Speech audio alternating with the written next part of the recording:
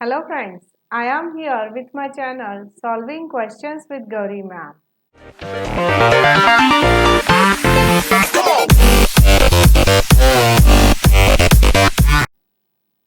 Today we are solving one question from Maharashtra Set Examination for Life Science 2020. This question is related to ecology and evolution. So the discussion will be useful for the aspirants who are supposed to give the examination of TIFRGS for pursuing MSc in Wildlife Biology and Conservation. तो question की तरफ बढ़ते हैं. A phenomena in which animals adapted to temperate regions have shorter and poorly developed ears, eyes, hair, and other phenotypic traits follow. इस तरह से traits होने की वजह क्या है, ये किस रूल में बताया है. Bergman's law, Cope's law, Allen's law, or whether it is a Dollo's law. We'll see all these laws to find the answer. First, we'll discuss Bergman's rule and Allen's rule at the same time. यहाँ देखो ये अर्थ है, यहाँ पर equator है and these are the polar regions. So when we discuss the Bergman's rule says that when we move from equator to polar region, the body size of organism increases. Equator पर जो आपको organisms दिखाई देंगे, जो animals दिखाई देंगे, वो small size के होंगे as compare to the animals which are found at the polar region. अगर आप यहाँ पर दिखने वाला बेयर और पोलर रीजन में पोलर बेयर को कंपेयर करते हो तो you can clearly see that the size is very larger at the polar bear, है ना. पोलर रीजन में फाउंड होने वाले बियर की साइज काफ़ी बड़ी होती है. So this says the Bergmann's rule. This is to maintain the surface area to volume ratio. अब एलन्स रूल क्या कहता है कि size of extremity decreases when we move from equator to polar region. देखो बोथ द कंडीशन में आपको equator से ही शुरू होना है, पोलर रीजन की तरफ ही बढ़ना है.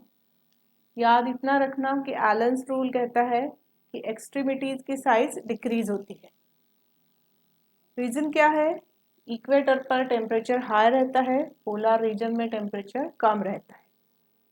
अभी एक्सट्रीमिटीज मतलब ईयर्स, आईज, टेल, ये सब. तो यहाँ से हीट डेसिपेट होती है, यहाँ से हीट बाहर पड़ती है बॉडी से.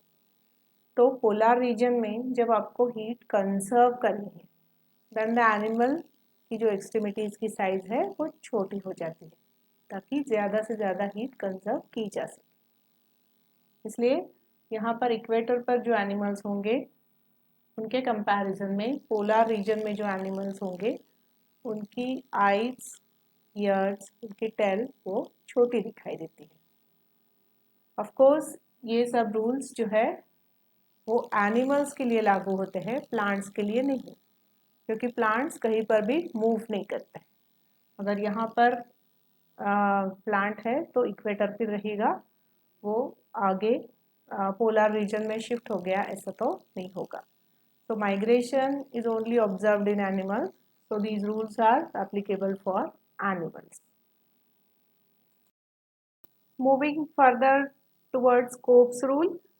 Cope's rule says that the lineage increases in size over evolutionary time. जिसके एग्जाम्पल्स बताए जाते हैं कि size of dinosaurs has increased when we move from Triassic to early Jurassic to late Jurassic. तो यहाँ पर डायनासोर की साइज इंक्रीज होती दिखाई देती है. इसके अलावा एग्जाम्पल एक और है जो है हॉर्सेस का, कि फ्रॉम अबाउट 60 मिलियन ईयर्स का रिकॉर्ड हम देखें तो average body mass of horses has increased by 5 to 10 fold.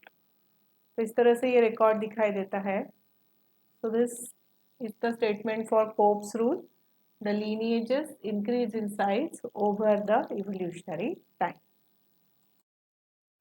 Option D में डोलोज लॉ पूछा है। This is a law of irreversible evolution. मतलब क्या ये लॉ कहता है इवोल्यूशन इज नॉट रिवर्सिबल। अगर एक स्पीशीज इवॉल्व हो गई है तो उसने जो स्ट्रक्चर्स एंड फंक्शंस इवॉल्व किए हैं वो अगर उसे पहले वाली कंडीशन दे भी दो तो वो पहले जैसे अभी फंक्शन नहीं कर सकती। So this is the law of Dollo's law. We say evolution is not reversible. Structures or functions discarded during the course of evolution do not reappear in a given line of organism.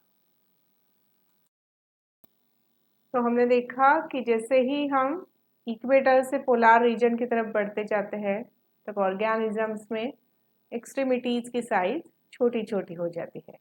Years है, eyes है, छोटे छोटे हो जाते हैं। जहाँ से heat loss हो सकता है जैसे कि ईयर्स है तो उसकी साइज छोटी रखे तो हीट कंजर्व की जा सकती है, क्योंकि पोलार रीजन की तरफ बढ़ते बढ़ते टेम्परेचर अभी कम होते रहता है। so as to survive in such an environment the organism has to conserve the heat और उसके लिए उसकी एक्सट्रीमिटीज की साइज छोटी होती है। so this is told by the Allen's law। तो इसलिए इस क्वेश्चन का आंसर बनता है option C. Here I have concluded with today's video.